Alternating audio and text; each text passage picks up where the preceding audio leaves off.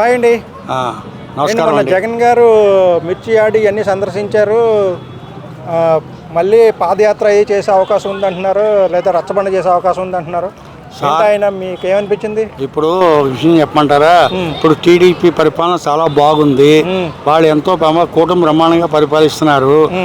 బ్రహ్మాండంగా పెన్షన్లు అవి ఇస్తున్నారు, ఉచిత సిలిండర్లు ఇస్తున్నారు. ఇప్పుడు వీళ్ళ యొక్క ఉనికిని కాపాడుకోవాలి. ఇప్పుడు అందరూ జంప్ అయిపోతున్నారు. ఇప్పుడు ఆల్రెడీ విజయసాయి రెడ్డి గారు వెళ్ళిపోయారు. వంశీ చూస్తే జైల్లో ఉన్నాడు, ఇది ఉన్నాడు.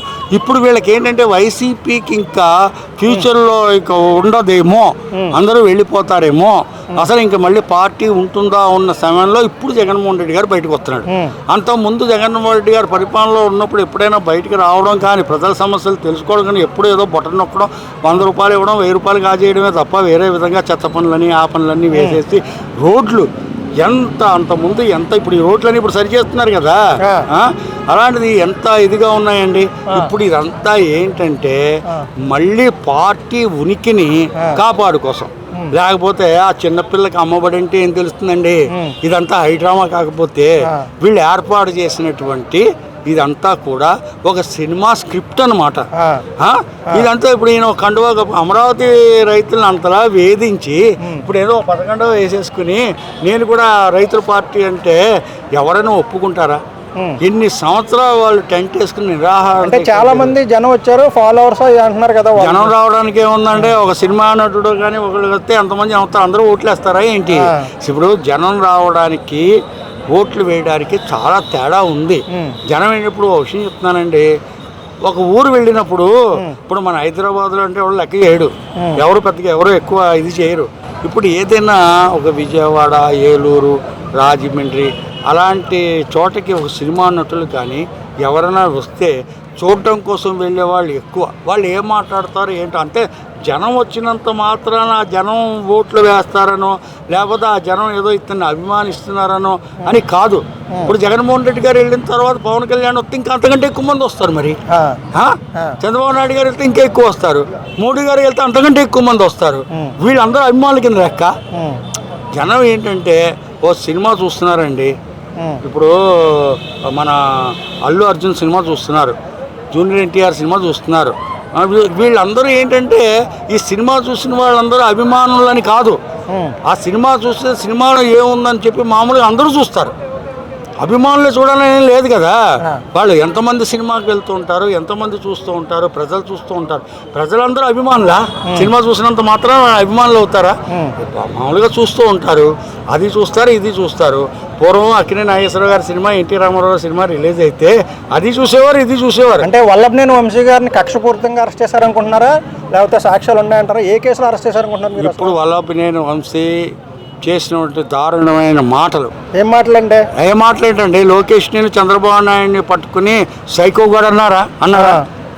ఇది విజయవాడ కాదు, గన్నవరం, ఇక్కడ రెండరా మీ పని చెప్తానని చెప్పి చేశాడా? కారు తగలబెట్టాడా? పార్టీ కార్యాలయం మీద దాడి చేశాడా? అంటే ఇవన్నీ కష్టపూరితమైన చర్యలా? ఇప్పుడు వాడు అప్పుడు ఆ టైంలో ఆయనకే అవకాశం ఎందుకు అలా చేశాడంటే జగన్మోహన్ రెడ్డి గారి కళ్ళల్లో ఆనందం చూసి టిక్కెట్ కోసం చేశాడు. అది దానికి కారణం ఏంటి? ఇప్పుడు ఊరికి మంచి పనులు చెప్తే ఎవరు టికెట్ ఇవ్వడు కదా. అవతల పార్టీని విమర్శించాలి కదా. అవతల పార్టీని విమర్శించాలి అంటే ఏదో ఒక పని చెయ్యాలి. ఇప్పుడు కొడాలి నాని గారు అవ్వచ్చు, లేకపోతే ఈయన అవ్వచ్చు, మన సజ్జల రామకృష్ణారెడ్డి గారు అవ్వచ్చు. ఆయన ఇప్పుడు భూములన్నీ, అటవీ భూములన్నీ కాజేశాడు కదా, ఇవన్నీ ఇప్పుడు బయటపడుతున్నాయి కదా. మరి తిరుపతిలో లడ్డూది జరిగింది, కల్తీనే జరిగింది, ఇప్పుడు బయటకు వచ్చింది, వాళ్ళని అరెస్ట్ చేశారు. ఇవన్నీ మరి అప్పట్లో వాళ్ళకి తెలియదు. కొంతమందికి జగన్మోహన్ రెడ్డి గారు నిజంగా లడ్డు గురించి తెలియకపోవచ్చు. ఇవన్నీ తెలియకుండా ఎన్నో సంఘటనలు జరిగాయి. అవన్నీ కష్టపూరితమైన చర్యలు అవన్నీ. ఇప్పుడు ల్యాబ్లో కాదు కదా. అంటే మీ దృష్టిలో ఇంకా ఎవరెవరు అరెస్ట్ అవుతారు అనుకుంటున్నారు? ఇప్పుడు ఎవరెవరు అరెస్ట్ అవుతారు? ఇప్పుడు ఇక్కడ మొదలైంది, మొన్ననే కదా మొదలైంది. ఇంకా 1 year అవ్వలేదు కదా. ఇప్పటి నుంచి చేస్తే అందరూ ఏమనుకుంటున్నారు, అంత కక్షపూరితమైన చర్య చేస్తున్నారు. అప్పుడు జగన్మోహన్ రెడ్డి ఏమో చంద్రబాబు నాయుడు గారిని జైల్లో పెట్టించాడు అని చెప్పి వీళ్ళని జైల్లో పెట్టిస్తే సింపతి పెరిగిపోతుంది. కారణం ఏంటంటే జైలుకి వెళ్ళిన వాళ్ళందరికీ సింపతి పెరిగిపోయి అందరూ వల్లభనేని వంశీ కూడా సింపతి పెరుగుతుంది అంటారా? వల్లభనేని వంశీ అంత రేంజ్ లో లేడు, అంత సింపతి పెరగడానికి ఆయనకి అంత ఇది లేదు.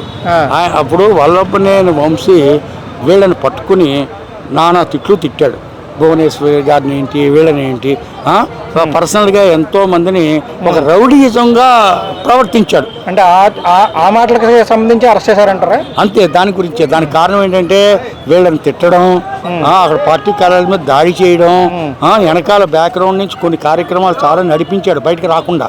ఈయన వెనక నుంచి చాలా మంది ఉన్నారు కదా అక్కడ, ఇప్పుడు వీళ్ళందరి చోట నడిపించాడు. ఇది ఎందుకోసం చేశాడంటే కేవలం తనకేంటంటే అక్కడ ఆ గన్నవరంలో ఎమ్మెల్యే సీటు రావాలి, దానికోసం జగన్మోహన్ రెడ్డి గారిని మెప్పించాలంటే ఈయన్ని ఇది చేయాలి కదా, ఏదో ఒకటి చేయాలి కదా.